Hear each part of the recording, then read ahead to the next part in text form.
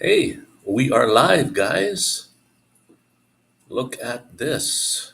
Minimize this and go to full screen. That's a little better. Okay. What's on the agenda for today? What are you guys doing? Get your favorite drink, of course. Hey, Mr. Ronney Braun, were you waiting for the live or you just happened to have it pop up on you? Hey, there's Michael Santana. Hello, hello, hello. And Mr. Ronney Braun. We're above freezing for the first time. Oh, cool. I mean, no pun intended, but right on. You're watching your favorite brother. Yeah, no, you have lots of brothers. I'm one of. Yesterday, I went to Isla Mujeres. It's a little island, 4 miles long by one half, even not even a kilometer wide. I went on the beach there yesterday and got a little bit burnt again on my chest. And the water was just beautiful. It was a beautiful hot day. Because we're supposed to be in the shade more than in the sun. Nothing much happening on YouTube. I see your notification and here you are. Yeah, no kidding. I don't. I think I put it up like a few days ago, so it should have been up there at least. Like I said, get yourself your favorite drink. I'd like to do another slideshow today and see how that goes. I'll have to figure out. And Sharon, hi Sharon, how are you doing? I think I'm going to do a live show today. I've got some of your photos in there. I'm sure.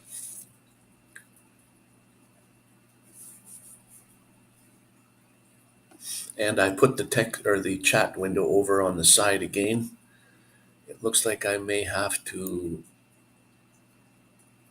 um, crop it a bit more or something. Crop that out and that out. And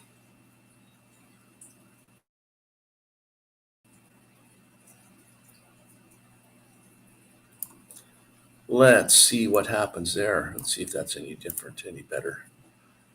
There, that makes it a little better. Full screen for me. If I don't have full screen on, then I'm watching, what I'm seeing is less than a quarter of the size of my full screen, less than a quarter of. So I don't get to see very much. So I can't read the text.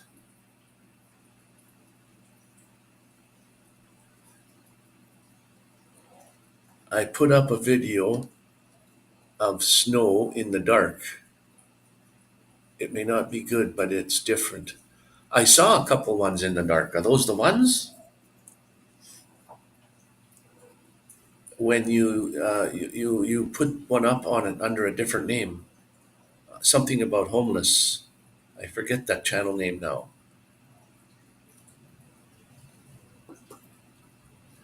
Yeah, I'm working on the. I can have the text on the side, or I can pop it up on the bottom, full screen, which is nice. You can't stop me. I'll do it again. Oh, okay. We can't stop you. We'll do it again. So let me just see here how I can share my screen, put up another media. Oh, I guess I have to go there first and actually start it. That's the whole problem.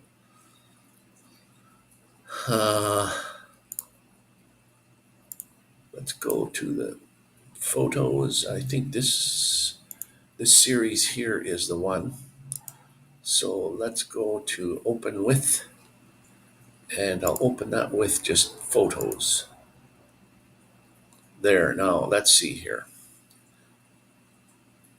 Back to the live stream. Media files.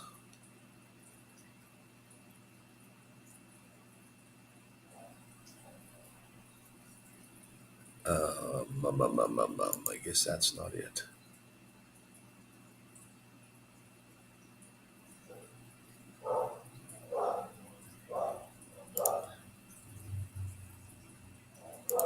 Okay, if I do that, then that stopped sharing the text. Well, that should be okay. Let's see what we got here first. EDMux. Okay, there we go. So if I share the text on the side, it looks like I can't. Another one, like more than one.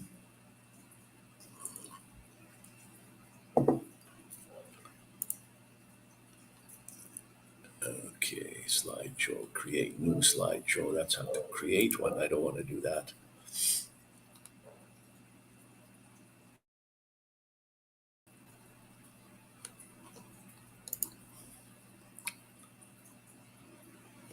Danny Staten. Hello, my brother. How are you doing? I don't know if you're subscribed to this channel, but I'll put one up of a storm by my motorcycle soon. Okay. Yeah,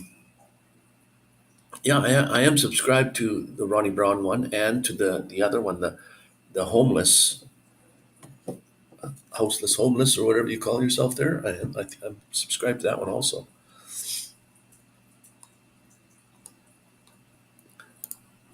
So let's just see here. Can I do anything with...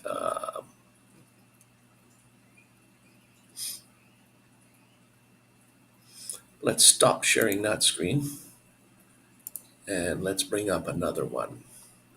A window, and then this one here, and then share.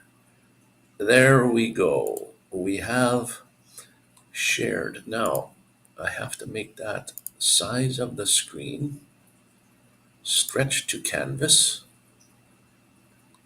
and uncrop. How can I uncrop this?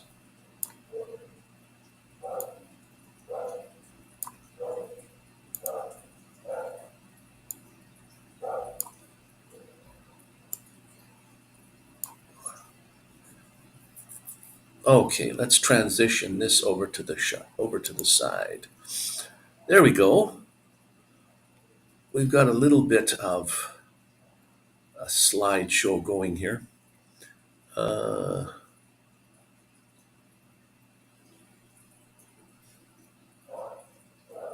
Sound sharing system. Sound is supported only while sharing entire screen. Yeah, okay. Oh, either way. Now, I'm hoping you guys can see that.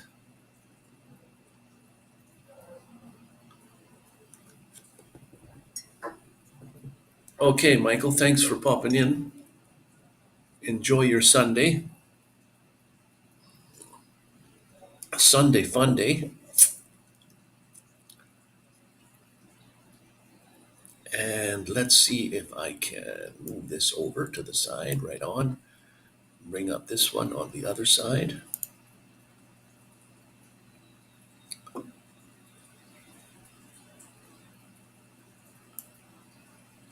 There, okay, let's just see if I can do a photo exchange. There we go, bunch of flowers today. What do they call these ones? Daisies? I don't. 4, 5, 6, 7, 8, 9, 10, 11, 12, 13, 14, 15, 16, 17, 18, 19, 20, 21. 21. I'm trying to figure out, I learned something about flowers. And I'm not quite too sure if that's right or not. I've been trying to investigate this. And the deal was flowers have always have a, I don't know if this can't be true. The petals on the flowers are always an odd number. I've seen flowers with even numbered petals, I think. So that's not true.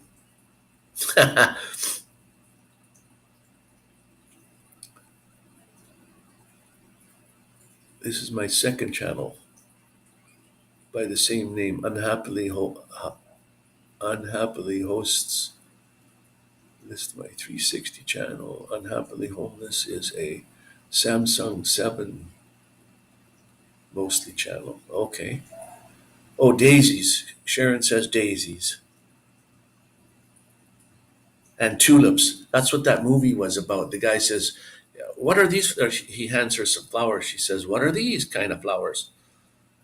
And he says, "Well, that's a cross between tulips and daisies. And I call them to daisy."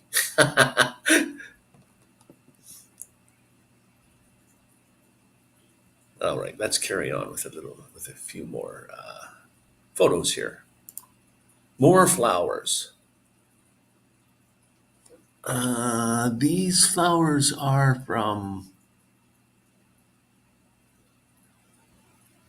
I think they're not from here, from Mexico. They're from Canada somewhere.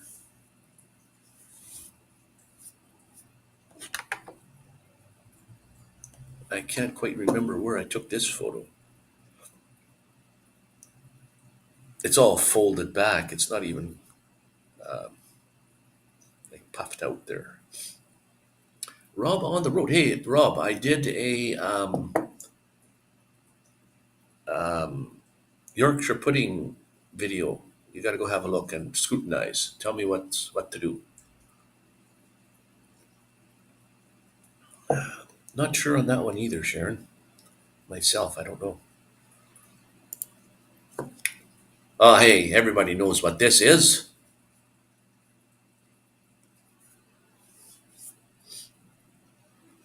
So each one of those little helicopter things there with the umbrella, they're all, oh, you did watch it. Oh, okay. They're all a seed. Each one of those is a seed, I would take it. So look at the amount of seed on each dandelion head. My goodness. No wonder they're prolific. They really grow everywhere. I've seen in Nova Scotia, no, New Brunswick, New Brunswick, I think it was when I was there. And it looked like they were growing them on purpose. So like it was just like in Canada, they despise dandelions, but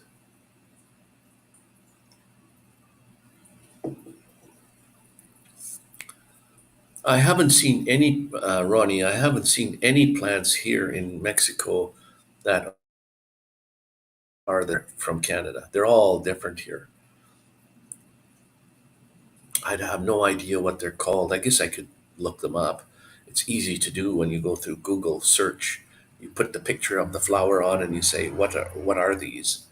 And Google goes out and looks and gives you the answer. So it should be pretty easy.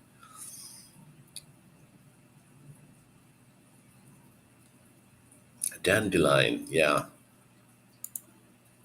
Okay, see here's one this is not from Mexico.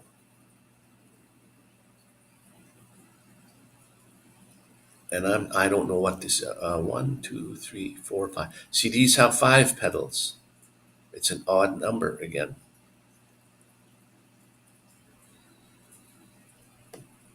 I'm gonna have to look for now. Now is my mission is to look for flowers that have even numbered petals just to see.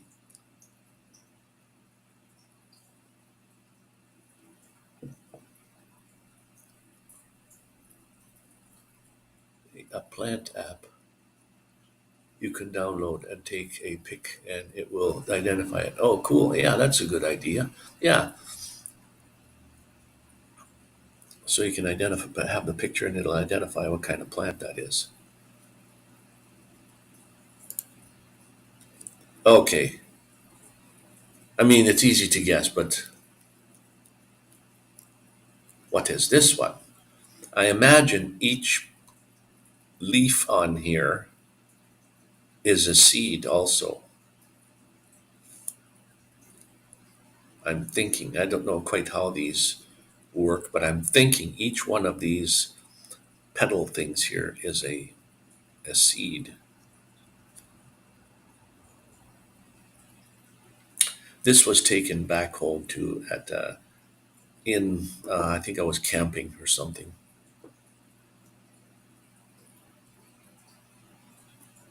It's amazing how these things are like that. That's like, well, at acorn, how it works, and it just breaks down, and then each one of those fall on the ground, and then they hopefully try to grow. Amazing. Oh boy, you'll never guess what this is. Well, you can see roughly. I was out camping. This is where the um, what do you call it? The acorn was at this. I was out camping, and there was no flies around, not one fly, until I started to cook a meal. And I made sausage and like homemade sausage and corn on the cob. Uh, I forget what else it was, but all of a sudden the flies came from out of the. I don't know where they came from. They just millions of them, and they were all over my like trying to get on my food. So this the yellow part of this photo is a corn on the cob, a small piece, and I threw it into the fire pit. No, there's no fire going. It was just threw just and in a matter of seconds it was just covered with these flies here that you could see. So they all went over there and they left me alone, which is good. And not this photo, I had a different one, but it's even more black with flies than this is. And I went over and looked in the fire pit thing there, and I thought, look at all the flies. Well, that's one way to get them to go like somewhere else as opposed to flying on you and bugging you.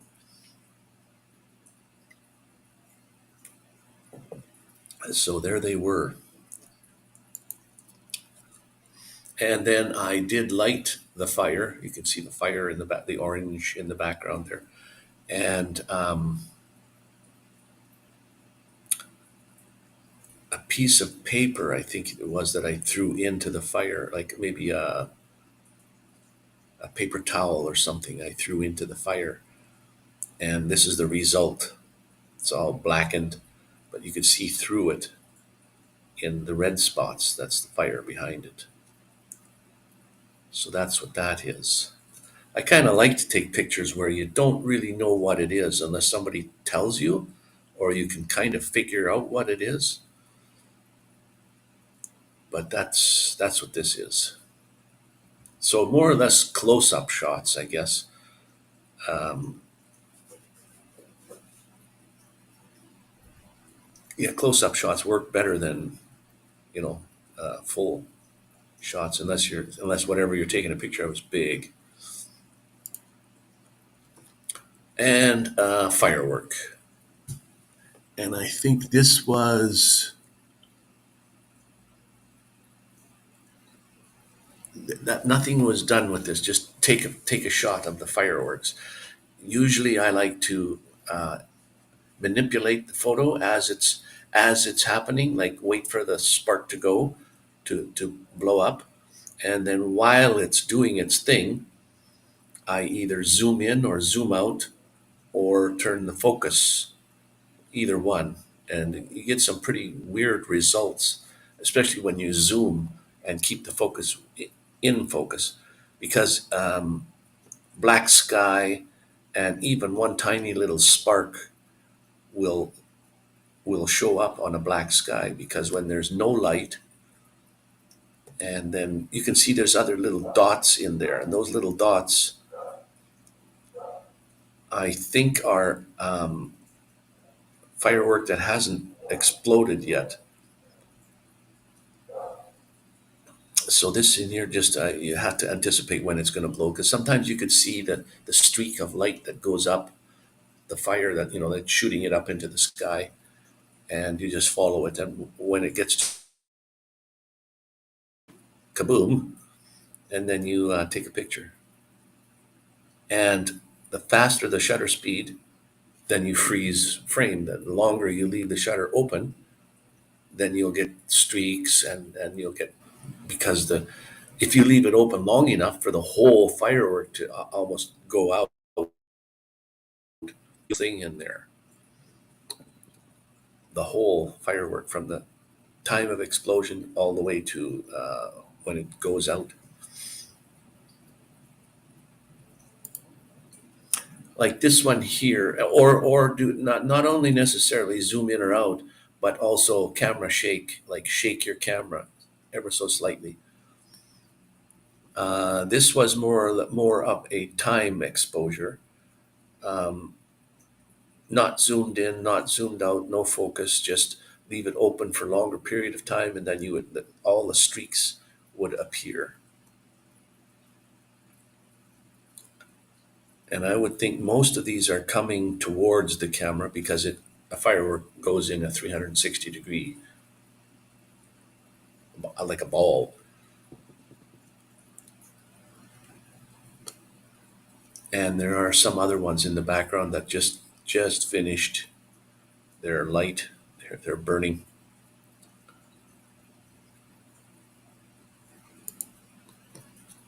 Now these kind of cactus here, this is from the prairies, but these kind of cactus here, they grow them on purpose at farms. But the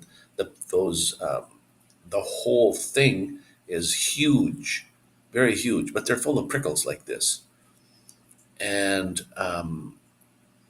they take off all the prickles things,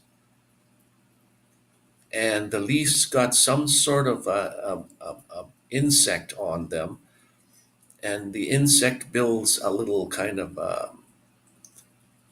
like a little house that he lives in, and then they multiply, and they leave those bugs on there. They actually help them to grow, because what they do after is when they want to harvest the cactus leaf, then they scrape off these bugs, and they're actually bugs, like the insects, and they squash them into a powder, and that powder is some sort of I forget the name of the color, but it's a reddish dye color. It's good for it's in everything. They put that in everything. In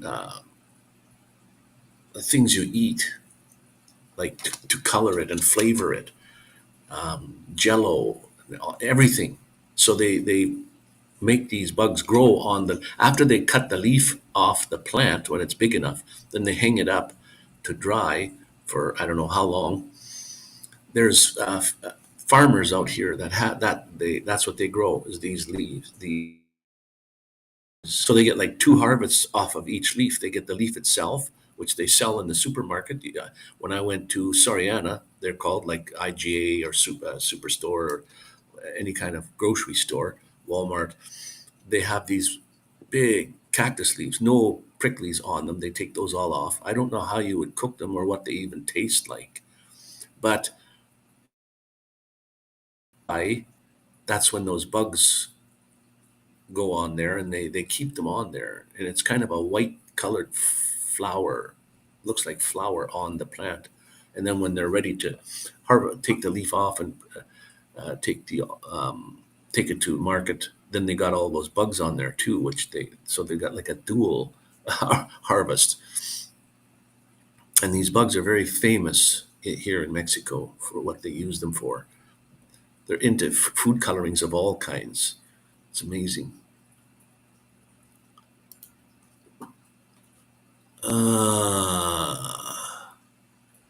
Tell me what the heck this is. What's growing up here? Oh, weeds. Or I don't know where this is from.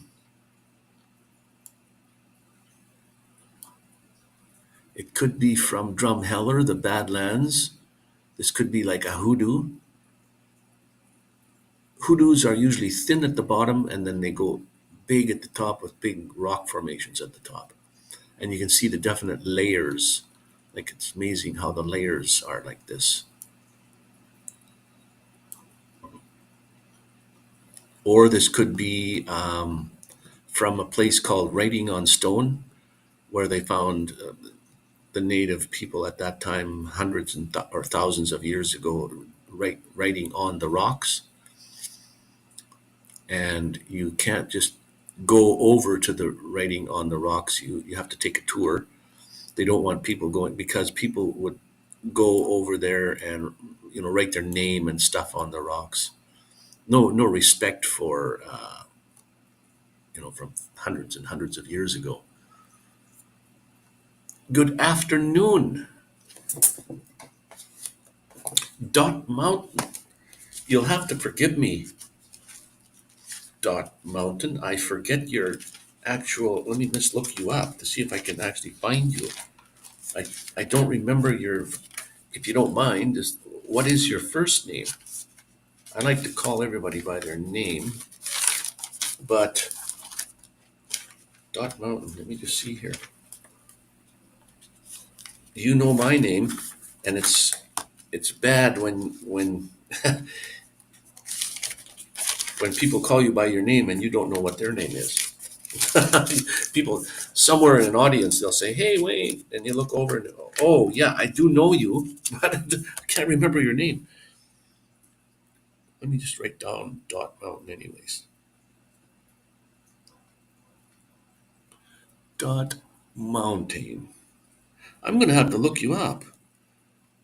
Your channel. I don't know if you have any content or not. I don't remember. To subscribe to you on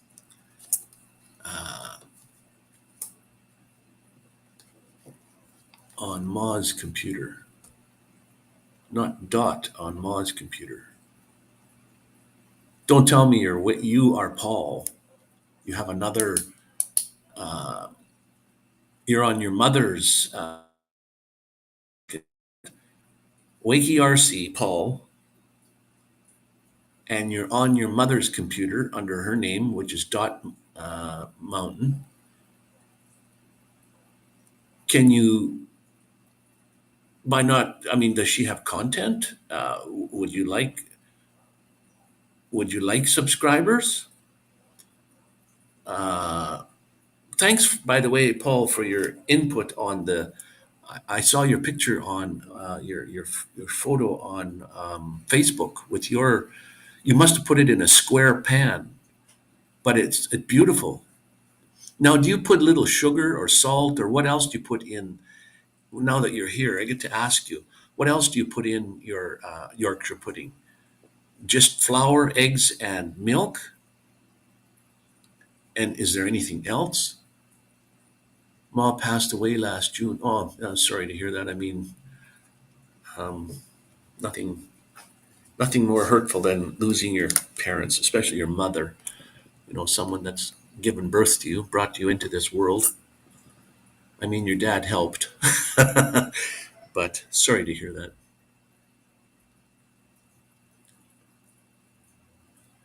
Okay, Dot Mountain is equal to Wakey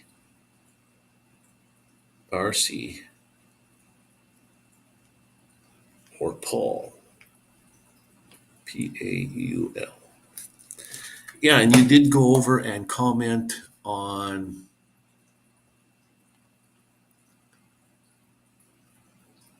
whatever seasonings you prefer.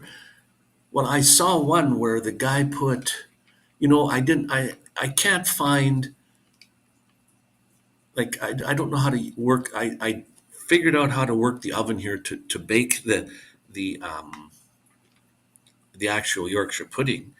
I guess I could make a nice a roast beef. It's hard to find that kind of things here in Mexico. Most of the meat they have here is pork, lamb, chicken. Not Yes, they do have steak and stuff, but not so much in the way of roasts and things. So I'm going to have to go. I would like to buy in Canada. I could go buy a roast beef that's kind of already cooked, but it's cold, and then you would slice it into whatever kind of, or you can buy it at the butcher place where, like in Walmart at the meat department, there is roast beef already sliced up for you to make sandwiches. I usually go for salt, black pepper, and a pinch of English mustard powder. Yeah, you see, I've heard of of the mustard powder in there, and I just put regular mustard. Now get this, I cooked the Yorkshire pudding. I think I could have cooked it longer. It wasn't properly done in the center. I don't think. I mean, it was good and everything. I put salt in after the fact. I don't know if I mentioned that on my video. I didn't put it in the ingredients when I was whipping it up, but I did put ask for some beef fat,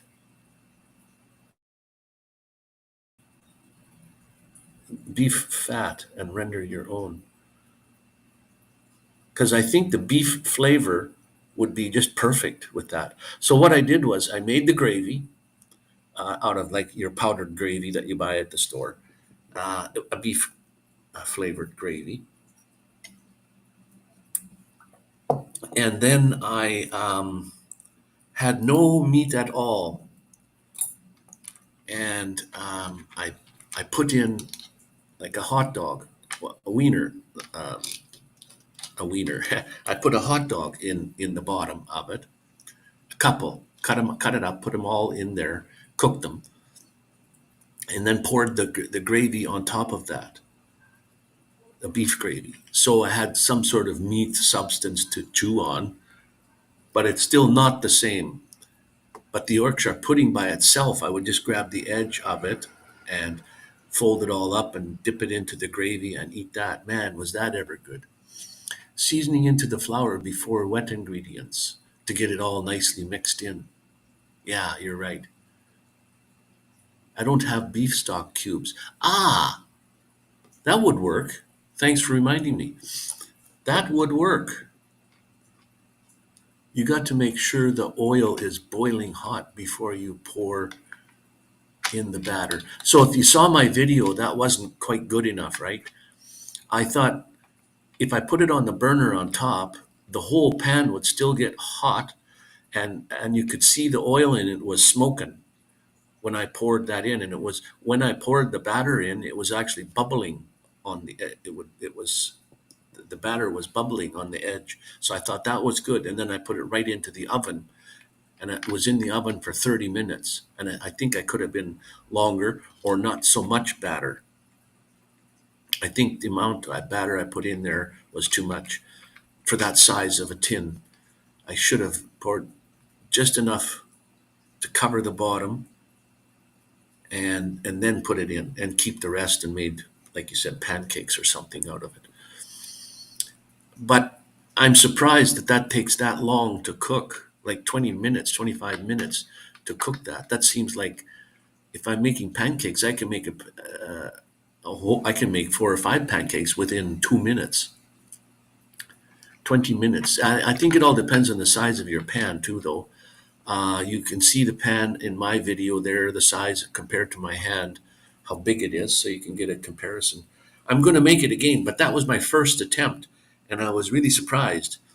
Uh, Now, I don't know the true Yorkshire pudding, eh, if you eat just by itself, like the crispy edges, and if you just eat that by itself with eat it, is it supposed to have some kind of a flavoring to it? Like to me, there's no flavor. There's no it. To me, it should have like a sugar in there, or maybe more salt or something. So I know that the beef and the what it is, but I was just thinking.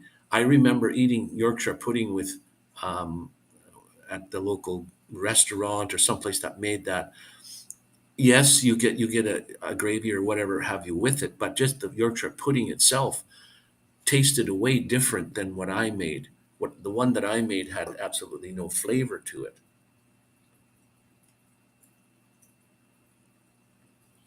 Anyways, these are some more hoodoo rocks from probably writing on stone as far as the slideshow goes there. Where I live, we always start with a savory pudding. Main course follows. Yeah, okay. You start with the Yorkshire pudding, and then your main course comes after that. So, Paul, have you ever looked up Andy? He said he lives about 10 miles away from you, and he was asking if you could get together sometime. Just wondering if that ever came about. Did you ever meet each other, or it's amazing that you're that close to each other there. Wow. Andy's a very nice. Oh, one of my little teeth I lost must be on the floor. My temporary teeth, I kept them from the dentist, and I think I lost one on the floor somewhere. So anyway, I'm going to do another attempt with the Yorkshire pudding in that same pan, and I put a half a cup, not quite even half. I remember my measurements on there. I did 1/4 and 1/3. So 1/4 of a cup and then a third of a cup. I had those two measuring cups there, and I did that equal amount of milk, that equal amount of flour, and then 2 eggs happened to be almost the same amount. So it was 1/3 and 1/4, whatever that is totaled. I think Rob on the road will figure that one out in a second. How much that is, like how many fifths or sixths or eighths or whatever that is. Well, 1/4 would be what is that? 2/8, and 1/3 is, well, the third part is what I can't figure out. But okay, what do you mean? Afraid not? Don't really have much time to follow. Oh, okay, okay. Oh, you haven't, you didn't check out with what's his name? Andy's a nice guy. Let's carry on with some photos here, so anybody else that's watching the slideshow can at least see what the next one is. There we go. This is an actual what a hoodoo looks like. Happens to have a nice hole through there, and I don't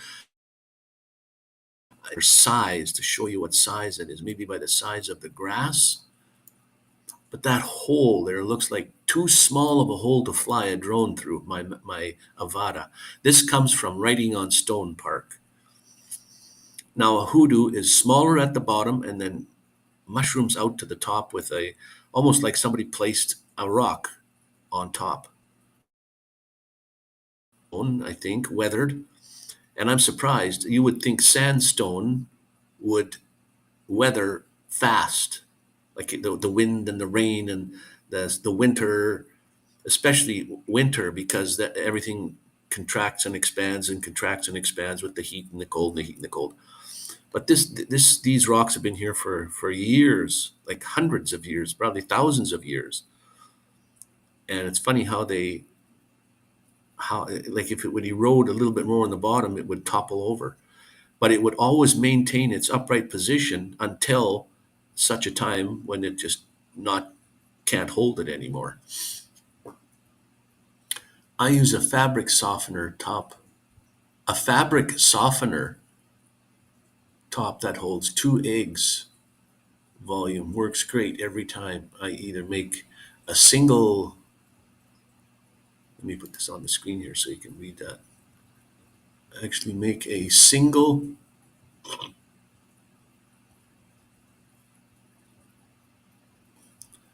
like the pic I sent you. Okay. 4 muffin-sized puddings. Okay, muffin-sized. 4 muffin-sized. I would like to try like a muffin sized tin thing with like you can buy those pans that have like 6 muffin pans in there and make those because that you could each one would be like, well, maybe two for a meal, but I'd like to try that. So yeah, these weathering um, hoodoos are fantastic.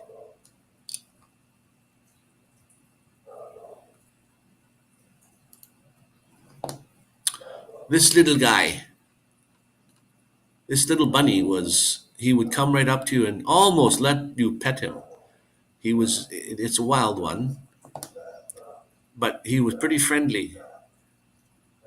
And mostly kids, when they would walk by my van, he'd come over and I'd throw him a carrot or two or lettuce or something that he could eat. Sometimes he would eat the grass that's right by my van there, so I'd pick a bunch of that and fill them with stew. Now that's a good one. Fill them with stew.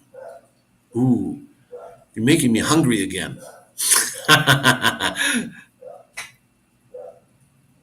So this little bunny here would almost let you pet him, not quite. It could get just within arm's reach of him, but he was always leery to let you touch him. But any kid, I was parked right beside the sidewalk, of course, and the kids walking by, I had to scare him away. You know, when your kids, oh, there's a bunny, and let's either try to catch him or would walk slowly past or stop and look, you know, but he was just a little guy, cute little guy. And this is a friend of mine. This is Vancouver. Um, these birds would come right up and eat out of your hand. The seagulls, and they're one of the smartest birds that there is. I don't know if it's their brain size or whatever, but they use tools to get food, and they're very, very intelligent. If you can befriend one of these, like don't scare it away or whatever, and keep feeding it, and after a while, they will bring you gifts. They'll bring you things. If it got within arm's length of me, you would have rabbit stew for lunch. Rabbits have meat. I know they have meat, but it's very lean meat. And if you could never live on rabbit alone. It's not enough. There's not enough there for it to eat. I don't care how many rabbits you ate. There's just not enough nutrition or whatever it is in the meat that to keep you sustained. It would fill you up and stuff, but there's just nothing in it, like a beef steak. Nothing there. Yeah, the seagulls, that were brown one in the center here where the mouse is, or my mouse, that's a young one. And they beg for food, and the parents would come over and feed them. And then these here are almost, well, they're as big as the parents are. And then the black crows, I threw stuff just like inches away from me, and they'd come over and get it. This person, her name's Monica. They're from a channel from in Vancouver there. Wandering Canadians. And then, yeah, with a close-up, not a close-up lens, a telephoto lens, you could get pretty close to the birds. I'm focused, I think, more on his beak, not even. Right here is where the focus is, almost on his eye. You want to focus on their eye if you're going to get it close like that. But right here, I can see is my focus point. Very, very close to right here. Even that's getting a little, but it might be grainy because I'm zoomed in too close. I used to peck through the milk bottles tops and steal the cream. Oh, really? The milk bottle tops had probably like a cardboard stopper or not a cellophane. Yeah, like some sort of topper on it. Yeah, they would poke through there, eh? They knew how to get in. And then this is the crow. Where did I focus on this guy? Maybe just behind is about that distance away. Foil, yes, foil. I wasn't focused on his eyeball, that's for sure.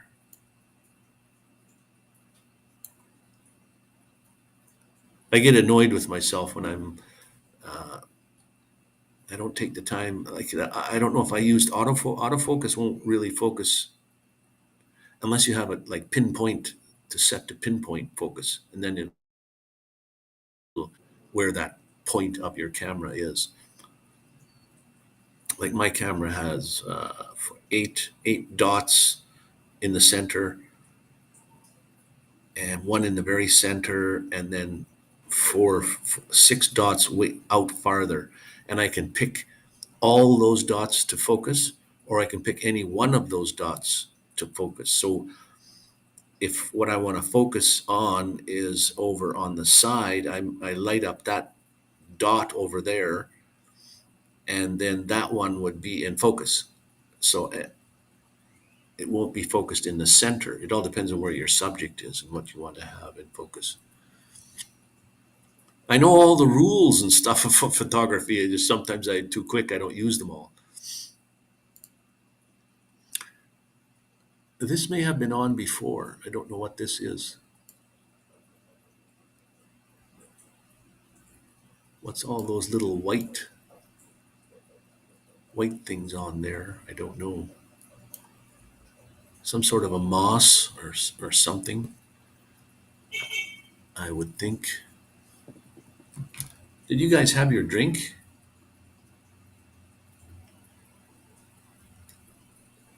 I had a coffee. It's all gone.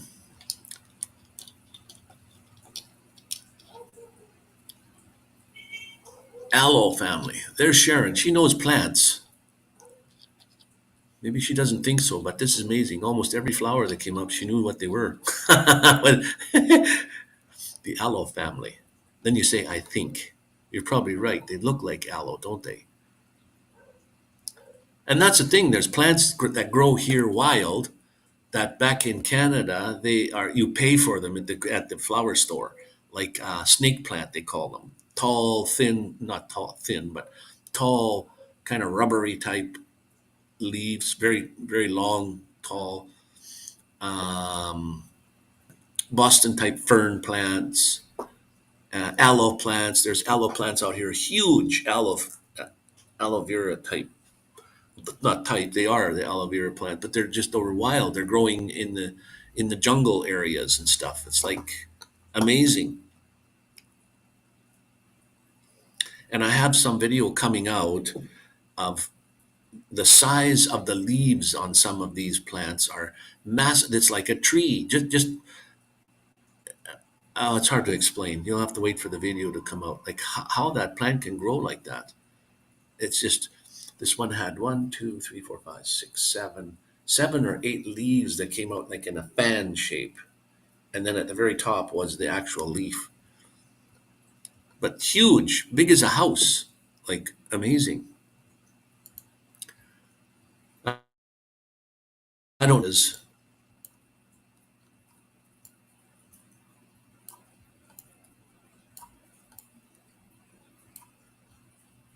a wild berry of some sort that you don't eat. Colette, how you doing? My lovely sister there from another Canadian. I'm doing well. Great for medicinal reasons. Great to put on your face too before youthful skin. Reserve aging. What you talking about? The aloe plant? You cut it open or something and squeeze out or scrape out the jelly like substance inside. That's what you use, right? Because I think you can buy aloe vera, like all kinds of uh, made from like pre-made in tubes. You're doing well. I'm doing pretty good too, actually. My back is going to be sore, or I always have that mild kind of pain in it all the time because of my injury. But like I said, it is what it is, and I have to learn to live with it. And um, yeah, if I was in my 20s or something, that pain would go away. I don't think there's any amount of kind of exercise that you could do that make it go away. Although the longer in the day that goes on, then the better it feels. So you can tell when you're using it, when you use your back and you're moving and you're doing this and that, then it feels better because as the day wears on. I don't know how long it takes a back to heal. Your body is an amazing piece of machinery, um, and things heal really quickly, actually. So I'm thinking my back is probably, well, I don't know. I've got to go for another CT scan to find out what's going on. Like, is it healed properly? Is it, well, I don't know what you can do if it's not. Nothing. You just got to live with the way it is. But just to find out if everything came together correctly and it's working good. And then the pain I have is actually below where the actual breaks were. Like I fell and broke my spinous continuous. It's called. I think that's what the name of those, or whatever the names of those bones are, was in the middle of my back, from top to bottom. And the pain I'm having is not in my lower back, but just above that and just below the center line. And not the same kind of pain when it happened, just like a, hmm, I'm sure everyone has had a backache of some sort, of some kind. They turned wrong or something, and they had a backache for maybe even a couple of days, where you just like a stiff neck kind of a thing, where you get a, when you turn a certain way, you get that, and then after a little while it goes away, and you don't feel that anymore. Well, I feel that kind of pain right above or right below the halfway point, and it's not a pain where you say ouch, ooh, ooh, but it's just enough so that when you're probably laying down, and then you just let everything rest, then when you go to move, that's when it hurts, is when you sit in a chair or something, and you sit like that and you're sitting for a while, and then you want to get up. That's when it kind of hurts. It's not a pain enough to say, oh gee, I can't get up, but it's always going to be there. So I have to live with what it is and try to work it out the best I can. Keep doing exercises to get the blood and the circulation going always in that area. However, there's this exercise. It's called, Vicky from Hope Bus, she was telling me about what this was called, and I did that kind of exercise when I had my herniated disc, 2 surgeries, and I didn't know what it was called, but now I know it's called the cat and cow. Cat and cow. You arch your back like a cat, and then you, cat and horse, cat and cow, I think it's called, and you lower your spine back, and then you raise it up and lower it. And there is a correct way to move so that it works properly. Yeah, I'm going to continue living in my van when I go back to Canada in May. I'll stay in there for this is my dilemma. I'm going to ask everybody that I online, all my friends online, suggestions. I'm going to live in my van when I go back all summer. Come next winter, though, or next fall, is my big decision thing. If I rent an apartment in Medicine Hat, then I can't go anywhere. I can't go away for the winter again because I can't afford to pay rent in Alberta and then go to another country, like either back to Mexico in a different city, or I have friends that live in Turkey. Turkey is another country that's very, very cheap place to go, just like Mexico is, nice and warm all year round. I have friends there, not to go and live with them, but they would be able to help me find a place to rent for 6 months and spend another 6 months there. I could go again to Vancouver in my van. Vancouver is one of the best places in all, unfortunately, all of Canada is cold in the winter. It doesn't matter where you go. You'll find little places to go where it's not so bad. Vancouver is one of them. Rarely does it get below zero, although the last 2 winters have been kind of odd. Um, they've had lower than -0 temperatures, and all the years that I've went there, I've never even worn a winter type jacket or boots or anything. It was nice and warm all the time. I mean, I did have to run my heater because, 0 degrees, so it's cold. So my dilemma is live in my van for the whole summer, which will go. This winter is cold in Vancouver for sure. Yeah, I know. And it's like minus, a friend of mine said it's -10. How are you on both channels there? Oh, Ronnie, I thought I saw you in your homeless one, but I guess maybe I was mistaken. Uh, don't come to the UK, way too expensive. Half the population will be homeless and destitute in 5 years. Yeah, I know. That's the way it's probably going to be in Canada too. The way the money they charge everything. I live in the land in a little house on the prairie. It gets cold. Yeah. Well, I can deal with the cold better than I can with the heat. Once it gets to be like 40 above the heat and you're in a van, there is no escaping the heat. Whereas the cold, I mean, even if it's 30 below and my walls are like super, super thin, I still have a nice heater that I can keep it fairly warm in there. So it costs you a little more money per month to keep the heat going. It's not enough to destitute you with the cost that way. But um, let's carry on with some photos here. This was in British Columbia, a place called Skookumchuck on it's not an island on Sunshine Coast. It's not an island, but the only way to get there is by ferry. So back to the thing is, if I go back to Alberta, stay for the summer, and then come fall, I have to make a fast decision on what I'm going to do. If I rent an apartment, then I'm stuck there.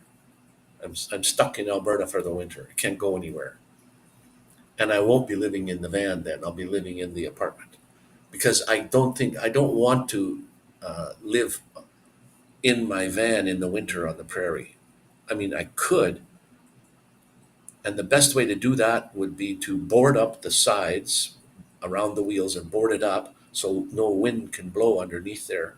That's where the cold comes from, when the wind blows underneath your vehicle.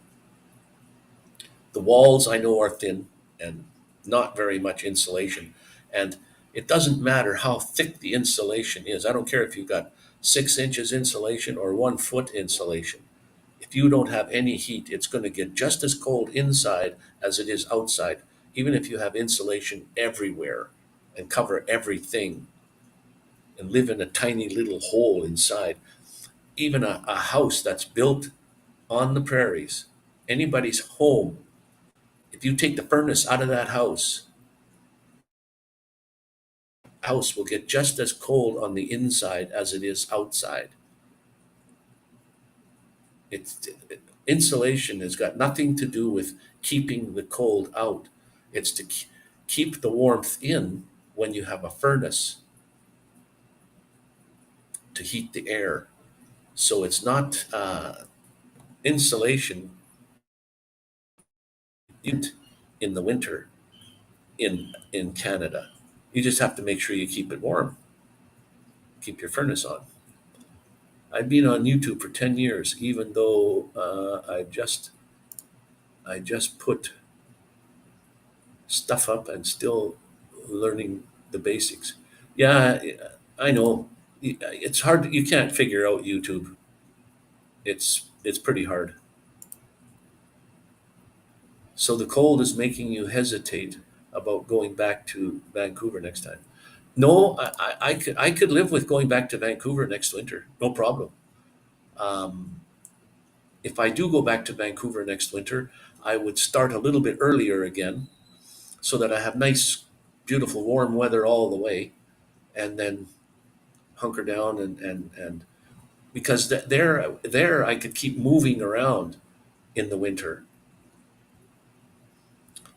In on the prairies, if you park for the winter, you probably want to park somewhere and stay in that spot where it's very hard because then you got to make sure you're close to groceries, shopping, or whatever, so that you're all right. Paul, thanks for popping in, my friend. And I guess you went to your mother's place to get on the computer there, but thanks for popping in, Paul.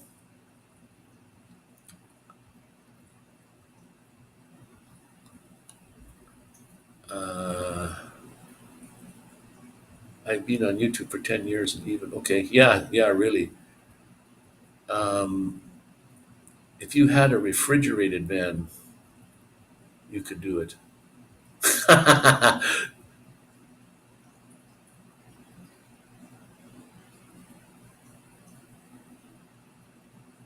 I'm still not ready to move. You're still not ready to move. You have children in Vancouver, correct? Like what's holding you from going? Uh, just that you're not ready to move into a van. Like you sold your. Did you? I don't know if I misinterpreted whatever you were saying. Like, did you sell that little vehicle you had, and now you have just a car or something, and you have to repurchase? Um,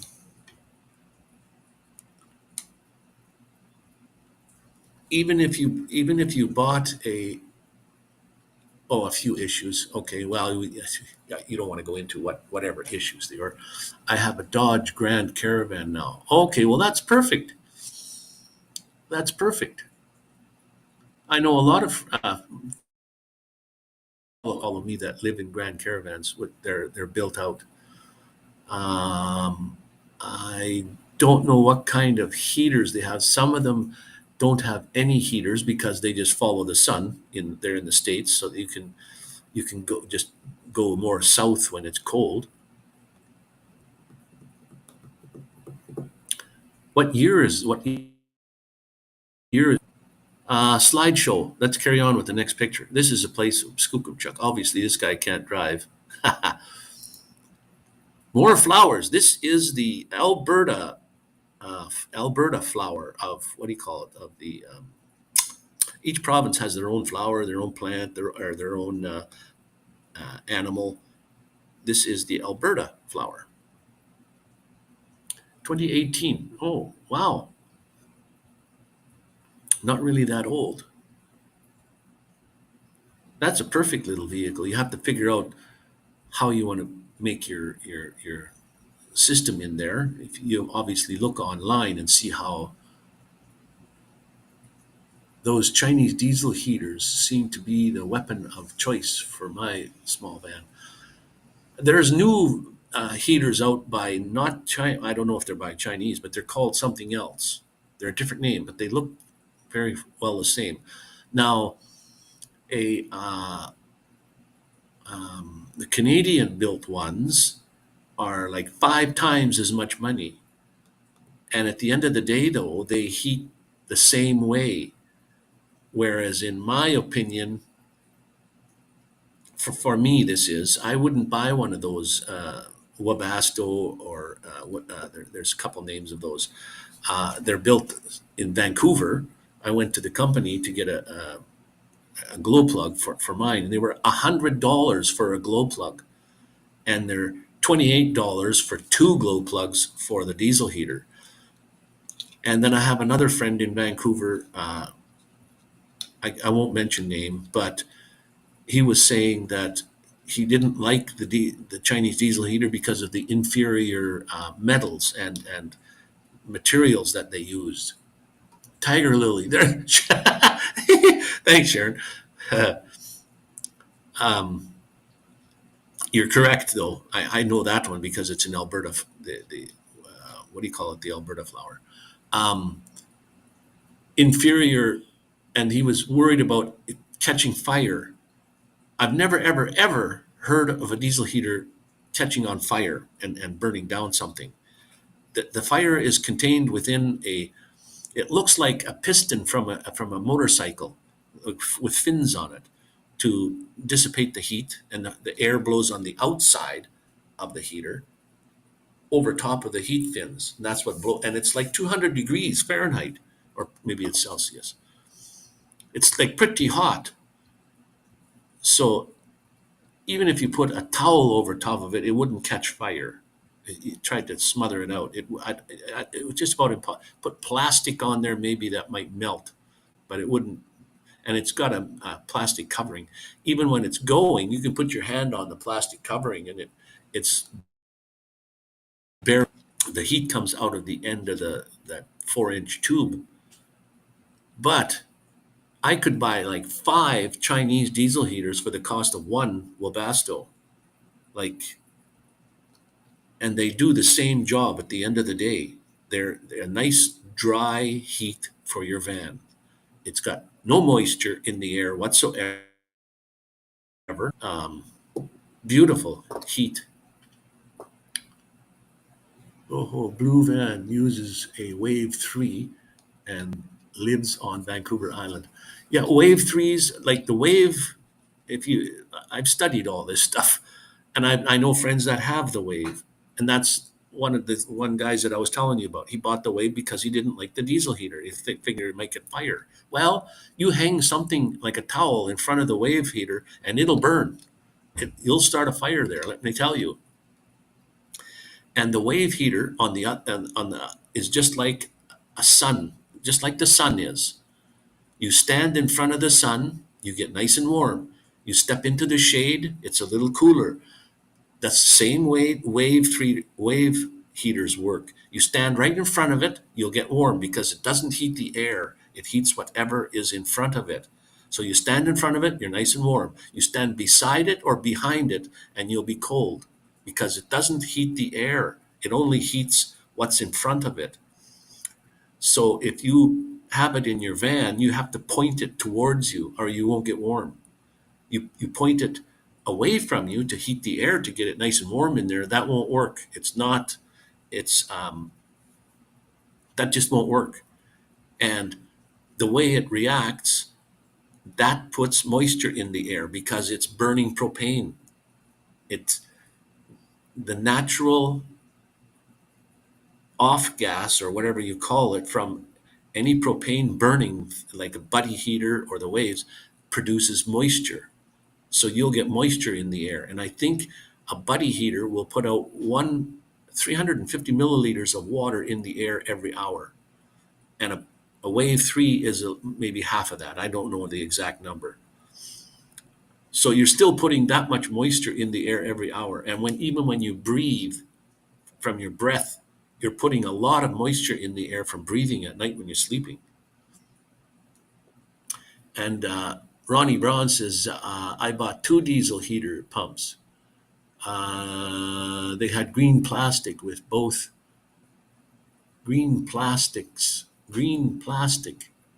They both froze up in about a day. I bought 2 diesel heater. I don't understand this one. I bought 2 diesel heater pumps. They had green plastic, and they both froze up. Green plastic, what? Tubing? Now that green plastic tubing, if it's really soft stuff, that green plastic tubing is made for actually for fish aquariums. You don't use that. That won't work for fuel. They'll work, yes, but you can also realize this: the Chinese diesel product, the inferior metals, inferior wiring, inferior this compared to the Webasto. Is that the same as a Cadillac and a Volkswagen? You can't compare a Cadillac to a Volkswagen. It's an impossibility. They're completely different, but they're both cars. They'll both get you from here to there. That's the whole thing between a diesel heater, a Webasto. The Webasto is probably like a Cadillac, and the diesel heater is like the Volkswagen. But like I said, at the end of the day, you're getting a nice heat, a dry heat, and the cost of repairs. There are two moving parts in the whole thing: the pump and the fan inside the unit to blow. So easy to fix those things. There's nothing that really can go wrong with the diesel heater. Once you get it going, don't play with it. Let it go, and it'll work perfectly for you if you use it in the way that actually they suggest you do. I don't know the link for the guy that he made 15 to 20 videos on each individual part of a Chinese diesel heater, right from the exhaust to the intake to the pumps to the filters to the burn chamber to the glow plugs to whatever's the you can buy all the electronic parts for that thing. There's only two of them, one that goes on the wall and one that goes inside the unit for $50. 50 Canadian dollars buys you the whole so if something burns up in the electrical part, costs you $50 to fix that part. And that includes the controller on the wall that adjusts your temperature. And then the guy that was complaining about why he didn't want to buy a Chinese diesel heater, he said because it never turns off when you turn it on. Well, neither does a Wave 3. A Wave 3 will stay on as long as it burns fuel until you turn it off. The same way. Like what's the complaint there? And not only that, you can program the diesel heater to turn itself off and on. Now it all depends. If you use just the basic one that comes with it, you can do this twice a day. So in other words, you can have it come on in the morning before you get up. It'll burn for however long you set the timer for, 1 hour, 2 hours, 3 hours, all day for the rest of the day. Then it'll turn off, and you can do that again at night. If you're gone away or if you're sitting in there and you don't want to have the burning all the time, then it'll turn off and it'll come on again in the evening before you go to bed. You program it in. It'll do this twice a day, or it'll go off and on every time you turn it off and on. Whereas a Wave 3 will stay on and it has no temperature control. It just is on. So anyway, that's my rant. Let's try the next photograph here. Okay, Sharon. What are those?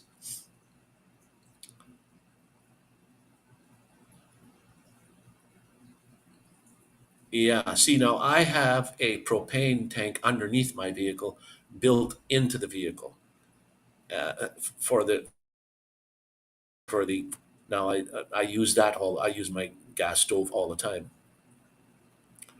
I'm not a very neat person. Um, so anyway, but I did have a buddy heater. I never ever owned a Wave 3, but I know friends that have Wave 3s. Static Camper Van uses a Wave 3. Works perfect. He has it right, a small unit just like you had there, Colette, and he keeps it at the foot of his bed, points at him at night, keeps it nice and warm. Works perfect. Puts moisture into the air. He deals with that. Maybe I'll just use a minus, and I do have a minus 30-degree sleeping bag that I sleep in at night. I don't like fold it over and zip it up and slide inside. I just lay on my bed and then cover up with it. I'm nice and toasty. When I'm under the covers, I'm nice and toasty all night long with no heater on at all until I get up, and then my arm's out of the. Sometimes I'll sleep with my arm out, and I'll think, hey, my arm is cold. It's frozen. I don't know, Sharon, could these be roses? Not quite opened yet or something? I don't know. Oops, back to the, or let's see what's inside of this one. Obviously that's not in focus. No, maybe not roses. I don't know what those are. Yeah, it looks like a rose. The rose family. Rose hips. Never heard of rose hips, but cool. But if Colette, you should get some sort of heater though of some kind. I mean, I'm not saying that you should go out and buy a Chinese diesel heater. If a Wave 3 is your way to go, then you're going to need a propane source to burn that. A buddy heater, same thing. You're going to need a heat source. Other than that is a wood burning stove. Bigger unit, you always have to have a good supply of wood. It won't burn all night long for you unless you keep, I mean, because they're so small, you have to keep putting firewood in there. You can make tea with them. Oh, really? Dry up the petals and then make tea with those. Wow, cool. And like I said, diesel heaters are so easy to install. I've installed I've installed over 30 of them. And one I installed in a van like mine, not the real high top, but it's a little bit higher. You could stand up inside it. But she didn't want to put any holes in her van at all. And one of her side windows beside no, it was in the door, in the side door, her window, which had a countertop right beside the door, window that the window would open. The bottom of it would tilt out. So I put the diesel heater inside of a milk crate.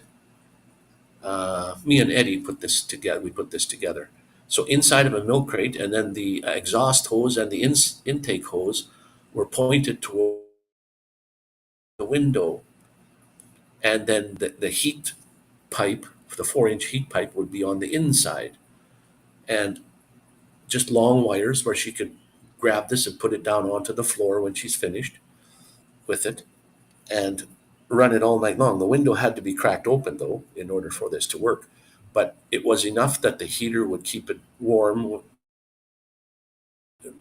That window, you could put, all depends how your windows work. If you have sliding windows, you could put the sliding part, move it open to so big, put Lexan, which is like plastic, but you can't break Lexan. Drill a couple holes in it, stick the exhaust and the intake through them holes so that you have no circulation of air through that. It's just through the holes.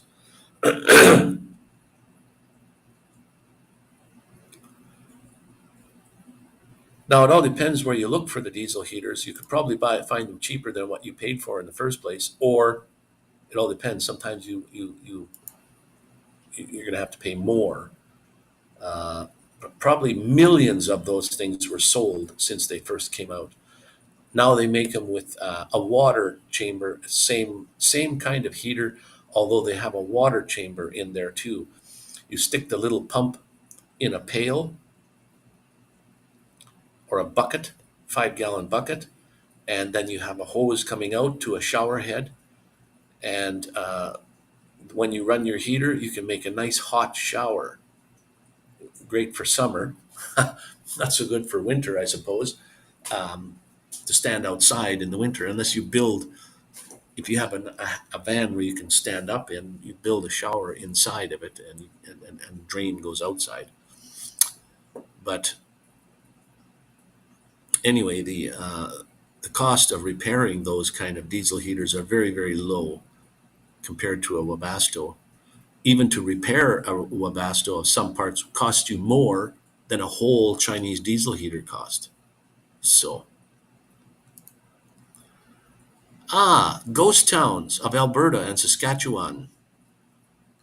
This is a ghost town in, I don't know, can't remember the name of this ghost town. No name on top of the building. This one is in Saskatchewan, I'm thinking. And you can see what time of day it was, the long shadows. So that it was, I must be facing east, directly east, I guess, or wherever the sun's setting in the west.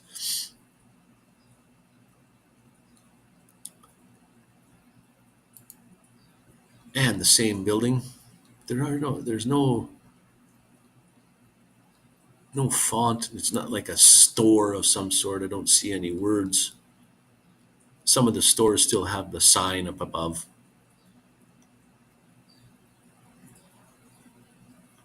There are a lot. I would venture to say there's probably hundreds of ghost towns in Saskatchewan and Alberta combined there. There's so that it's, or some that's already very close to being ghost towns. Like my grandparents and I spent a whole year or two in Hodgeville, Saskatchewan,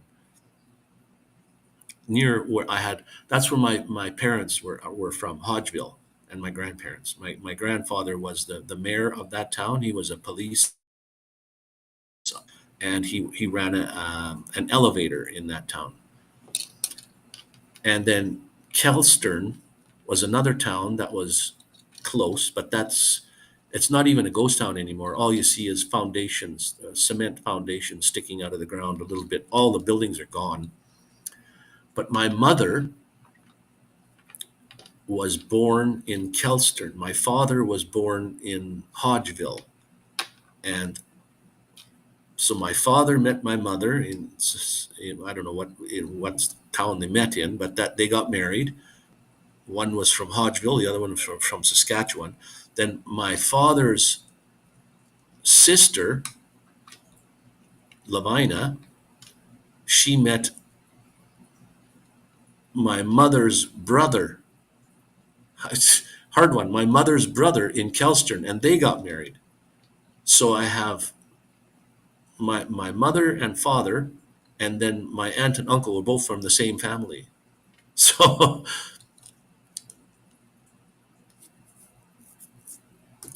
we'll have to make it a date there, Colette, whenever you're free and not working, to go to a few places, ghost towns, and look at. There's some beautiful ghost towns around, especially around there. Actually, some of the ghost towns have like one family living there. The rest of the homes are abandoned. And that one picture that I have where I'm sitting on a sofa somewhere, it's just like they picked up and left. There's salt and pepper shaker on the kitchen table. There's like not food, but there's stuff there that they just left everything and moved away. It'd be nice, and they're so close to each other. Some of these towns, you drive a little way, you could probably stop in at three ghost towns within a day for sure, or four, and no worries about even sleeping there. There's nobody to bother you. Probably nice and quiet. And especially in the summer when the sun is up for a long period of time, you can have nice bonfires and what have you, and sit up with the sun all night. But that would be something cool. I have visited quite a few, made my rounds. Look it up on a map before you go. There's you can Google about ghost towns in Saskatchewan. You find a list of 100 of them, and then I would check out where they are and what my route would be to go from one to the other to the other to the other. And it's one road, and you find about 4 of them all along one road. Like there's lots in Saskatchewan, in Alberta there too. Retlaw is Walter backwards. I have an uncle called Walter, and I told him about this town called Retlaw. It's the name Walter spelled backwards. A place called Hilda, that's my mother's name, Hilda. Carol, my sister, or Caroline. The town of Wayne. So I went to all my families, and I never found a town called Bruce, which was my brother's name. But so I was looking for everybody in my family for their towns. I'm going to have to make a video with just towns that I've been to, whether ghost town or not, of family names. This is a house from Vancouver, not Vancouver City, but this place is called, and I mispronounced it. This town is called, I called it Yarrow, and it's pronounced Yarrow, like an arrow. And when I made my video, I said this is a town of Yarrow, and the guy says no, it's not Yarrow, it's pronounced like an arrow, so Yarrow, Yarrow. So it's town of Yarrow, and this was a not necessarily a house, but I mean, oops, sorry. Let me go back to that. The house number is so long. I've never seen house numbers that long. Usually they're four digits. This is a business of some sort also.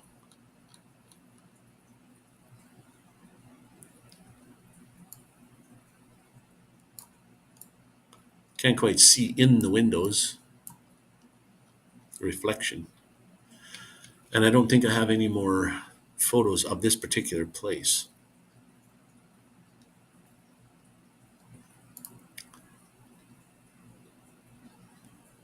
Okay, so what is so interesting about this photo is what I'm trying to figure out here. Is this wood or is this rocks? What the heck is this? Why is this in my portfolio of photos?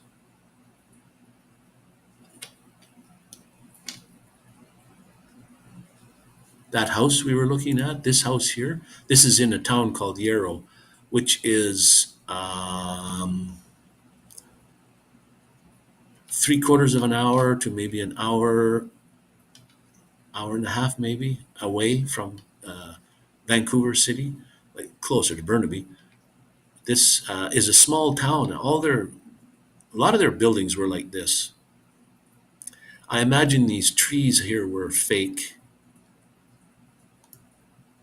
although yeah, they probably were fake.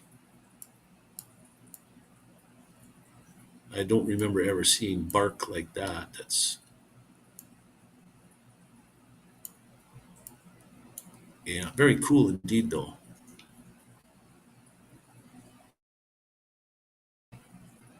Yeah, Ronney Braun or Paul was on here. He's gone now, but he was saying something about Yorkshire pudding, and they were him and Rob on the road were they're both from the UK, and Andy was is from the UK too. He hasn't been on lately, but they're all telling me you got to have Yorkshire pudding, and I pronounced it Yorkshire pudding. You got to pronounce it the way it's supposed to be. So this could be like a knot sticking out of a wood, sticking out. This must be wood. I don't know why this is in there. Nobody would know. I don't even know what it is. Why it's of some interest. The Star Trek.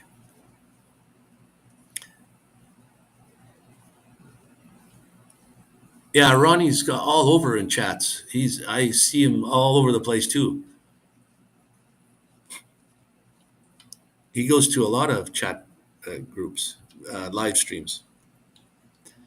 Now I went to a place called Vulcan, Alberta, where Spock comes from, and they have a bunch of Star Trek memorabilia there and a museum. It's all dedicated to Star Trek.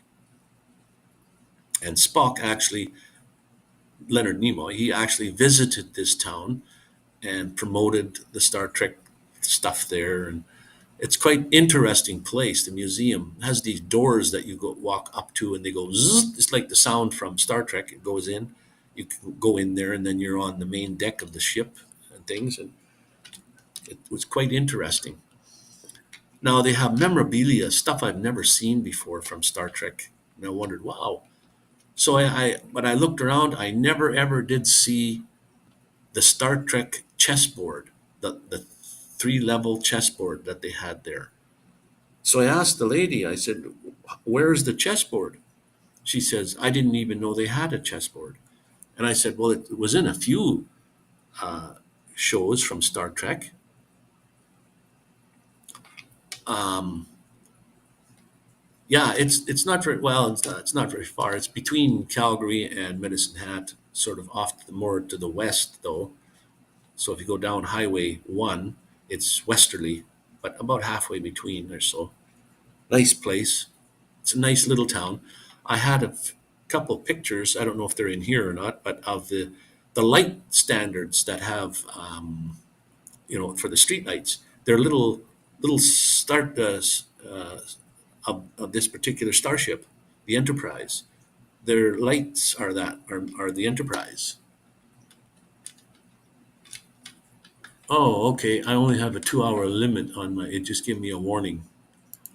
My 2 hour limit. I got 30 minutes, and then my 2 hour limit for the day is up.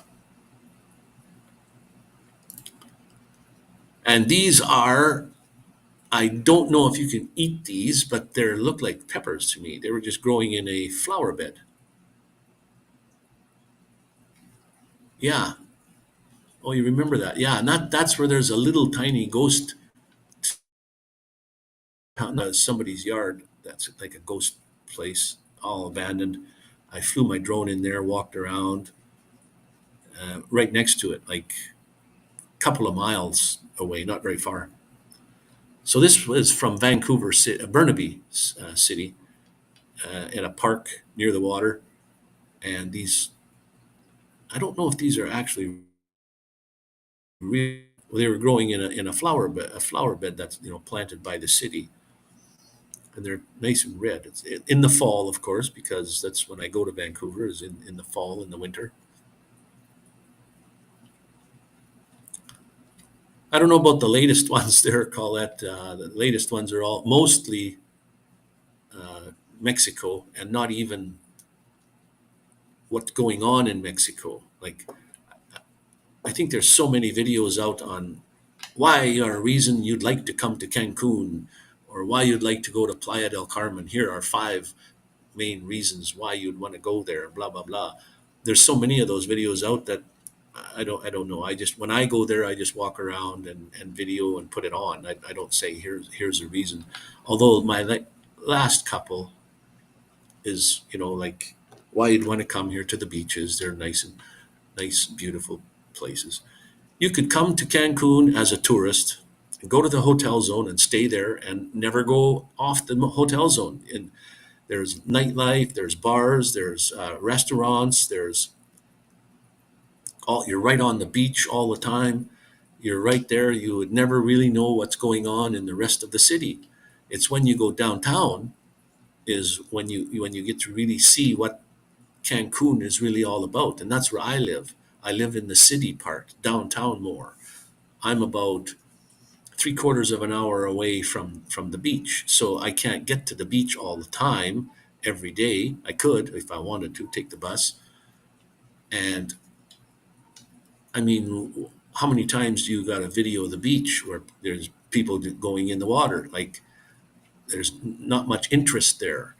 And I flew my drone lots of times above the beach, try to make some sort of cinematic video of the beach area and things, which looks kind of nice. And that's where most of the tourists go. But my interest was more on the Mayan culture and not necessarily the Spanish, but the Mexican. I know they're Spanish, but Spaniards, when they landed here, they just took over. But I want to know more of the Mayan culture. So I'm going to go to Chichen Itza, which is the seventh wonder of the world, the pyramid there, on the 22nd of March. Or, yes, on the 21st of March is the spring solstice. And this happens spring and fall, twice a year only, where the shadow from one corner of the pyramid lands on the other staircase, and it looks like a snake coming down. And they have snake heads carved out of rock on these this pyramid is just incredibly amount of discovered. Like there's four sides to this thing, four sets of stairs, and each set of stairs is 91 stairs on each side. So let me just see here. What is that? If you take, oh, there goes my phone. So 91, 300, see, not it, okay, there's 91 stairs on four sides of this, that's a whole calendar in itself. 391 times 4 is 364. So 364 days. And then there's the top one stair of the whole thing. So 365 days of the year. There are, that's the staircase. Then there's divided off into 9 levels, which means something else.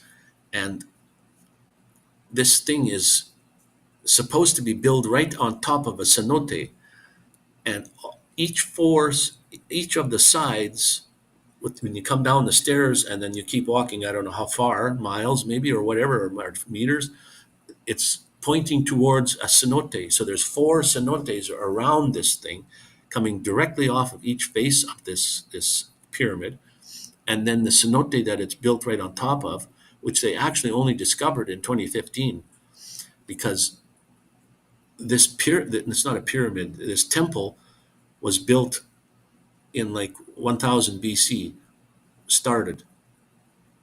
And then the next time they built was 800 BC, was over top of that other one. So it's like a onion shell. And then another one was built at 400 BC, is probably the one that we're looking at today. And the whole Chichen Itza is not just that temple, it's the whole area, the whole city was called Chichen Itza. And the amount of culture, and the Mayans were so advanced in mathematics and what do you call it, science, that they were like way ahead of their time.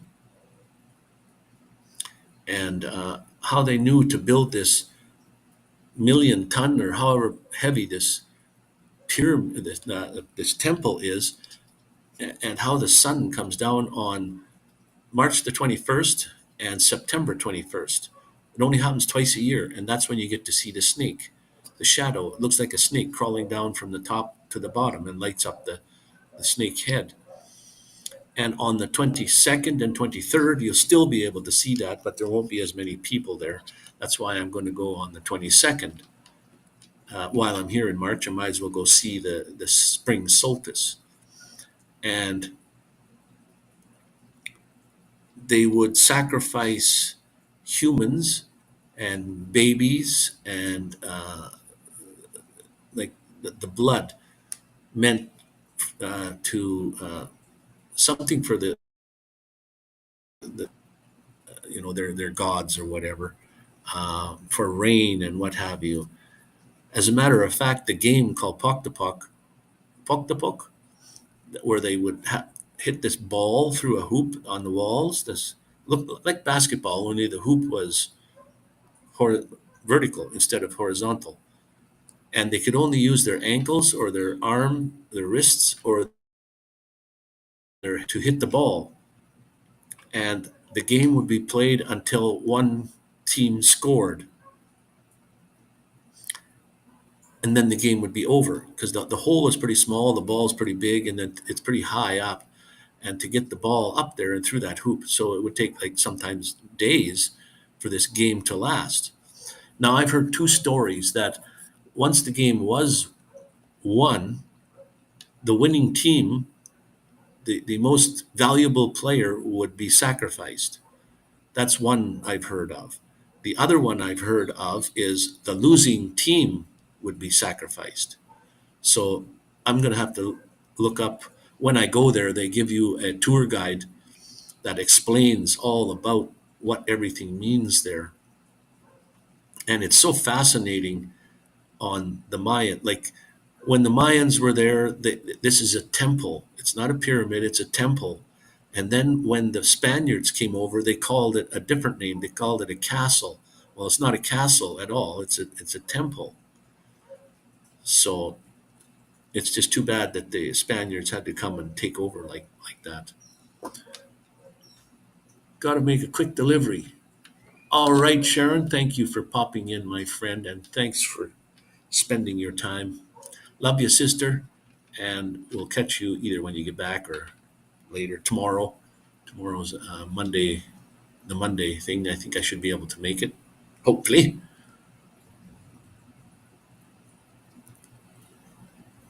And let's see here. Oh, this is one of Sharon's photos. We're getting into Sharon's photos here, and then I think we're near the end. So this was like the one that I had here with the dandelion, same type of thing. It's all the little seeds on there. I really enjoy this photo. I love the bokeh in it, which means the background is blurry and the foreground is in focus. Love it. And this is another one by Sharon. This is kind of neat. Looks like a little stick man standing there, sort of. Wow. Oh, wow. You can see how the rings in this, I never did see that, how the rings are. And then the outside of it's like changed its changed its rings after it's been growing for a while. Wow. Never really looked close at this thing. Nice photo though, very good. And this one here, the one that she said she liked with the moss or whatever it is growing off, hanging off here, and when the wind blows, it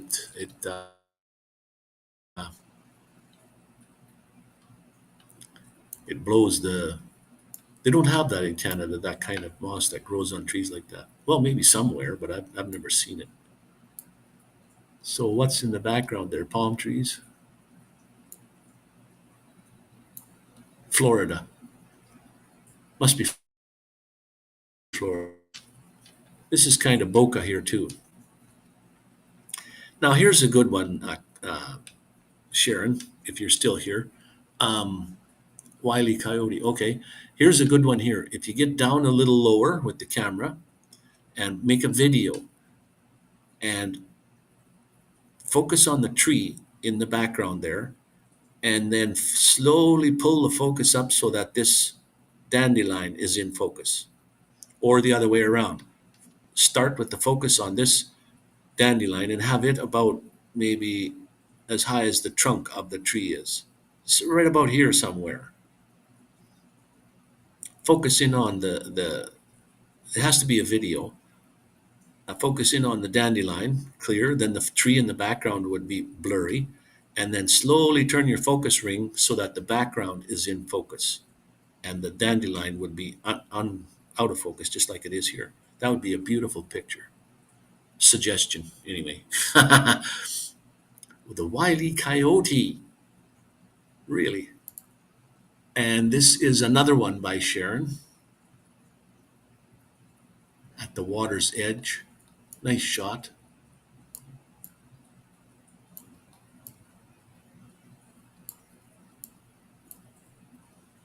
The ripples must be the rocks or something in the water. You can see the water is traveling away from us. Nice shot. Beautiful.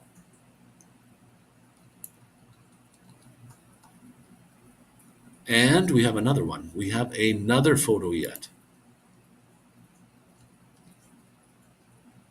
There's a bridge in Medicine Hat. Looks almost exactly like this.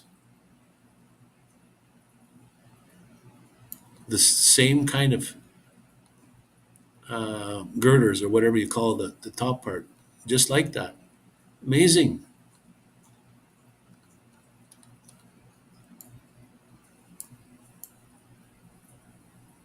Beautiful.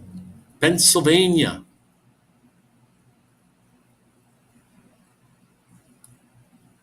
Looks like that's the last photo there, guys. Beautiful shots, Sharon. And anybody else, who else? Wakey said he was going to send some in. I don't think he did. I didn't get any. They kept asking for my email, but never got any replies. Rob on the road was going to send some in. I don't mind putting other people's photos up there just to show other people or to show everybody. They look this one here. I like this. I like how why it was the rings this way all the way up until. Oops, let's go back there. Up until whatever, and then it changed for some reason. It changed. Like these rings look almost the same. Not the cut marks, but the rings. They look symmetrical. Like I mean, 1 year of this, 1 year of that. It looks the same all the way. Like life was good up until something drastically changed, and then the rings get quite different after that. They're still of the same size, but it's like more rainfall, more moisture in the air after that, after the center part. It's like, there we go, the flood. The flood happened. Amazing. This is an amazing piece of trunk. If you could get a section of a thin slice of this to take it home and varnish it and coat it with something, put it on your mantle. Florida tree next door. Wow. Take a chainsaw and cut yourself off a slice of that if it's just in the wilderness. That is an amazing piece of tree there. I like that. And this one here, I mean, I don't think you think it's maybe a good shot or not, but this is very good. Like right about when you should crop it just so that looks right like that, just right there. Center of focus is this dandelion, and everything else in the background is blurry. That's beautiful shot right there. You tried to get a piece of the tree. Oh, you did, eh?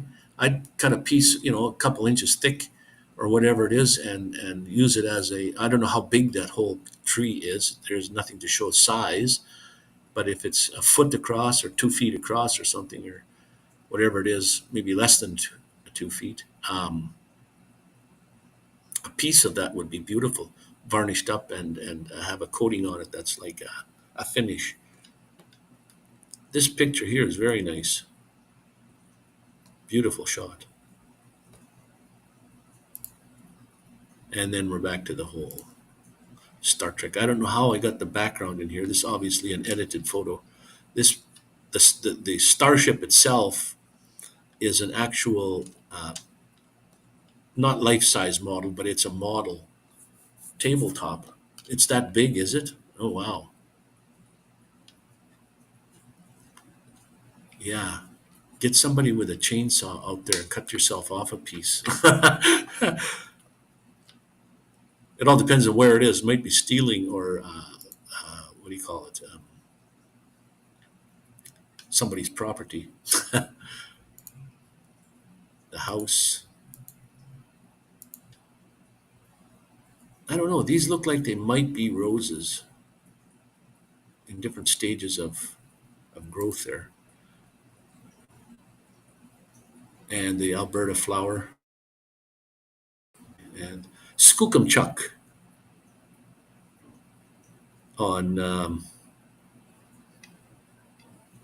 Sunshine Coast. Sunshine Coast is actually part of the mainland, but you can only get there by ferry because there's no roads to get there. Some berry, the aloe family of plants, a crow. There's blackbirds, crows, and raven, and I think a raven is the biggest. They look fairly the same. So there's a blackbird, I think, is the smallest, then the crow, and then the raven for size wise. just a very young seagull.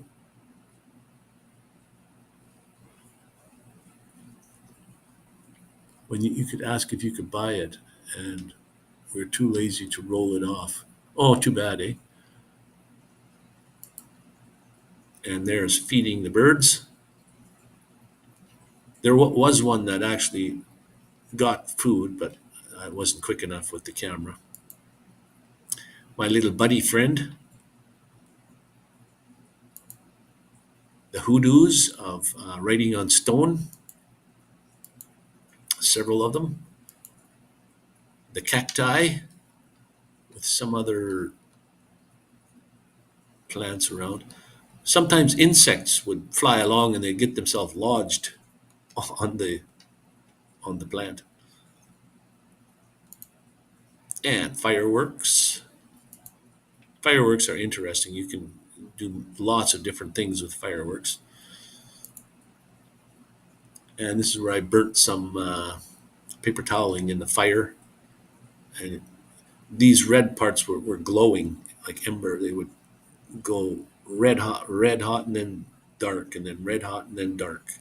It's kind of like this section up here, orange color, then they go dark red until it went out. Flies on corn on the cob.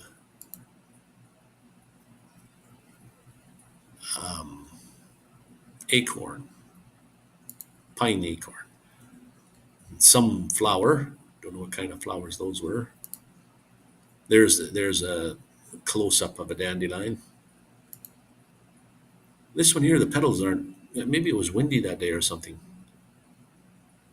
Can't count the petals on there.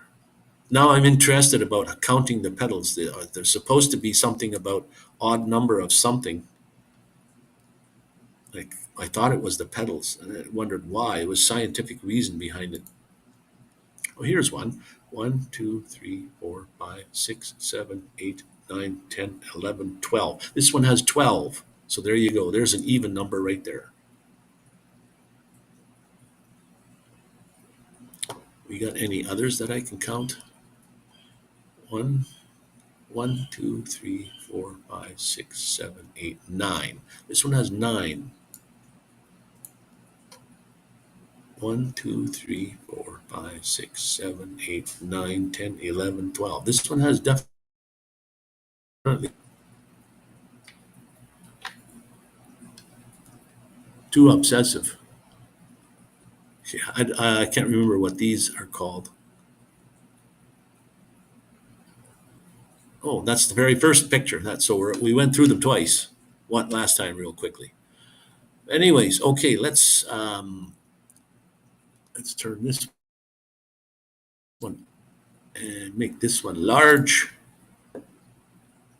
and then go back to share my screen and pick the live view. And that's probably, oh, there we go. Will that work? Wow, hey, we're back to normal. Except, oh, we got the whole screen in there. That's why. Okay, let me just see the transition here.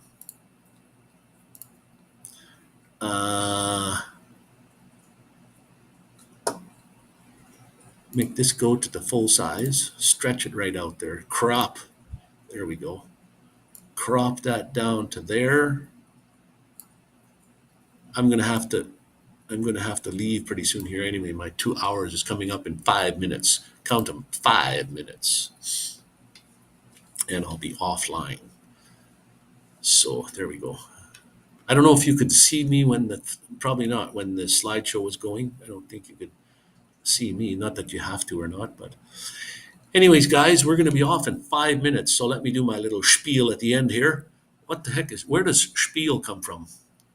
Is that a German term? Just wondering. If nobody has told you they loved you today, let me be the first. I love you guys.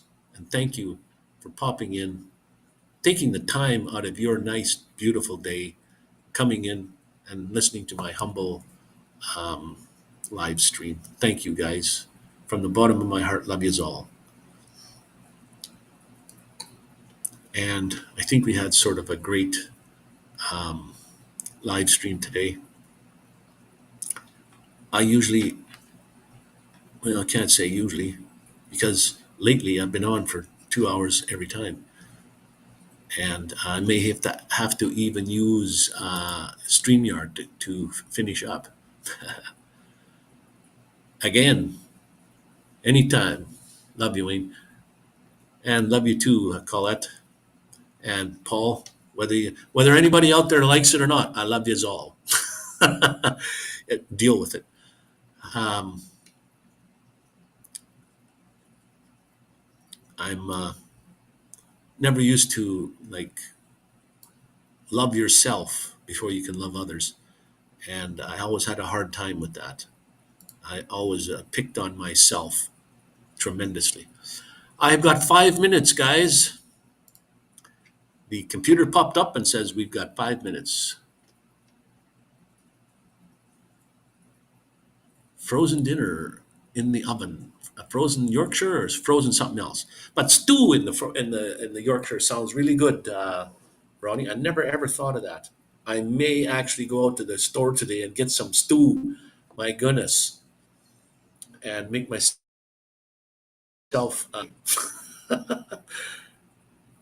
And thanks for commenting and tell me what I did right or wrong, because I want to get it to kind of a perfection of what I can here. Thank you, Rob, for popping in. Thank you, Paul, Colette. Uh, uh, Even Michael was in. I think he was popping in and out, listening maybe here and there. And in the check out Michael. I don't have time to put Michael's channel up here right at the moment, but he wants for you guys to pop over. Well, he wants to come on here and do there's his channel. Check it out. He wants to do a video and then take some question time after. Sour chicken with rice, or sweet and sour chicken with rice. Ooh. All right, guys. Stay cool, be kind, and most of all, stay awesome. And then, if you're not a nomadic outlaw, become one. And how do you do that? Subscribe to Nomadic Vanman. You're automatically a nomadic outlaw. I do have T-shirts that say Nomadic Outlaw on it. I don't push my merch because the merch is actually the material is actually pretty good. But anyways, thank you all for coming in, and we'll catch you on the next one. I don't know. I'm just going to do pop-ups again until next Sunday. All right, guys, stay awesome.